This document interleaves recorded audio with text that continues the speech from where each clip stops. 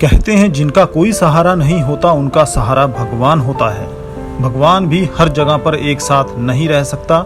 ऐसे में वह मनुष्य रूपी मसीहा को बेसहारा लोगों की मदद के लिए भेजता है।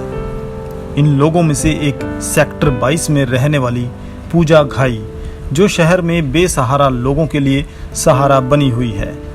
उनके पास लगभग 100 से ज़्यादा ऐसे बेसहारा बच्चे हैं जिनका इस दुनिया में कोई नहीं है। इसी संबंध में हमारी संवाददाता मधु राणा ने पूजा घई से विशेष वार्ता की है। चलिए दिखाते हैं आपको।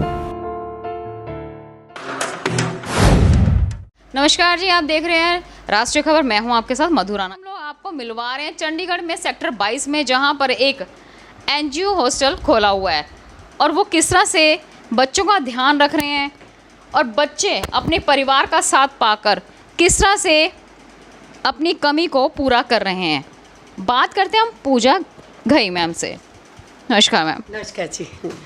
मैम, जो आपने एक एनजीओ खोला हुआ है उसमें बच्चे कितने हैं और किस तरह के बच्चे कितनी एज तक के हैं? हमारे पास जो एनजीओ खोला है उसका नाम है समर्थ जियो residential care for special children. हम उनको स्पेशल बोलते हैं। तो यहाँ पे जो बच्चे हैं वो सब 18+ हैं, लेकिन हम उनको बच्चे ही बोलते हैं। हमारे लिए वो 1 साल का बच्चा है, क्योंकि उनका IQ लेवल ऐसा है कि वो इतना ही रहता है, चाहे बढ़ जाए, लेकिन ब्रेन की जो विकास है वो नहीं होता। 18+ बच्चे हैं जिन बच्चों की बुद्धि का विकास नहीं होता, जिनको हम मानसिक विकलांग कहते हैं।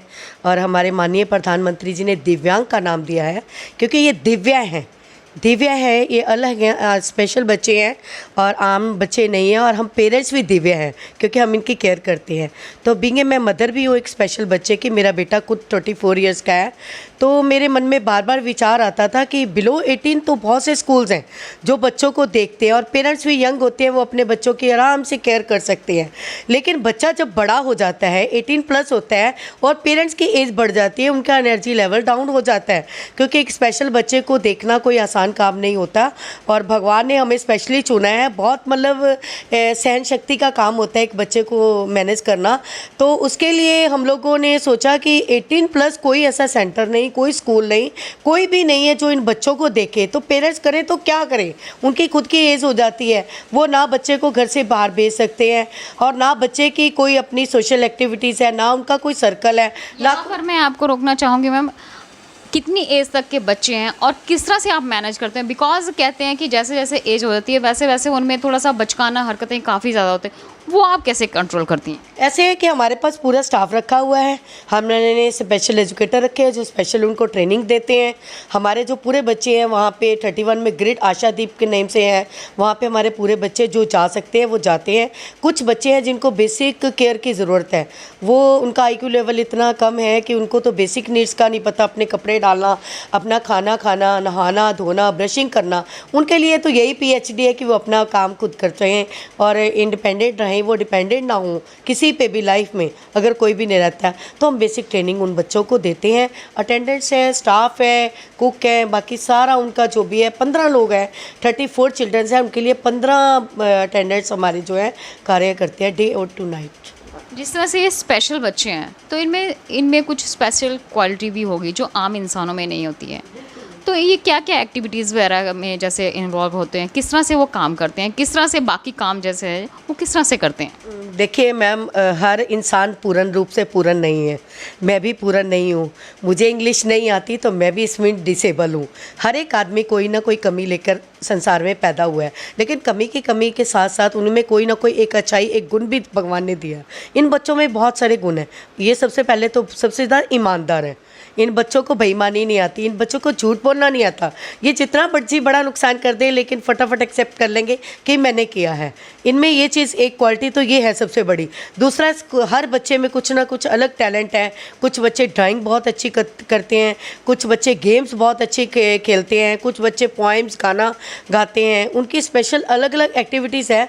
तो टाइम टू टाइम हम लोग इनको परफॉर्मेंस प्लेटफॉर्म जैसे हमें कोई मिलता है तो हम लोग परफॉर्म भी इनका करवाते हैं कि इनको देखिए कि बच्चे अपंग जरूर हैं लेकिन बेरंग नहीं है।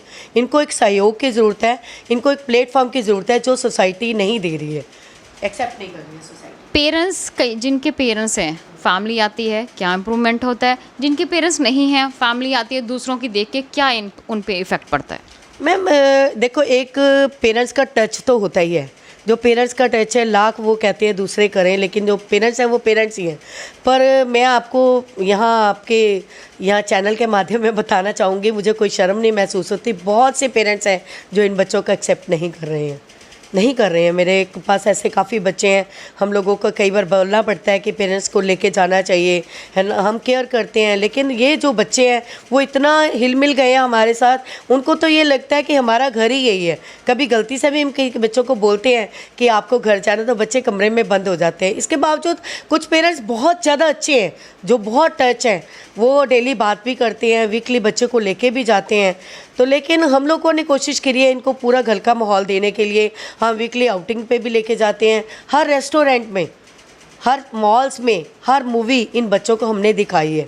मतलब कोई ऐसा नहीं है कि चंडीगढ़ में, आउट ऑफ चंडीगढ़ भी मैंने कोशिश करी है इन बच्चों को हम लेके जाएं, ताकि लोग भी इनको समझें और ये बच्चे भी समझ पाएँ कि ये बच्चों को सिर्फ आपके प्यार और सहयोग की ज़रूरत है। इनको भीख नहीं चाहिए, ये किसी भीख के पात्र नहीं है, इनका राइट है। ये एक समाज का बहुत बड़ा अंग है और हम लोगों की ड्यूटी बनती है और हम अपने आप को पूर्ण मानते हैं, लेकिन हम जब तक पूर्ण नहीं है, जब तक हम इनको पूर्ण करने के लिए अपना सहयोग नहीं देते। ये थे पूजा घई मैम, जिन्होंने बताया कि स्पेशल बच्चे एक समाज का बहुत बड़ा पार्ट है, सो इनका सहयोग देना चाहिए। मैं कैमरा पर्सन रुशविंदर सिंह के साथ मधु राणा, चंडीगढ़। ताज़ा खबरों से जुड़े रहने के लिए सब्सक्राइब करें राष्ट्रीय खबर टीवी और बेल आइकन दबाना ना भूलें।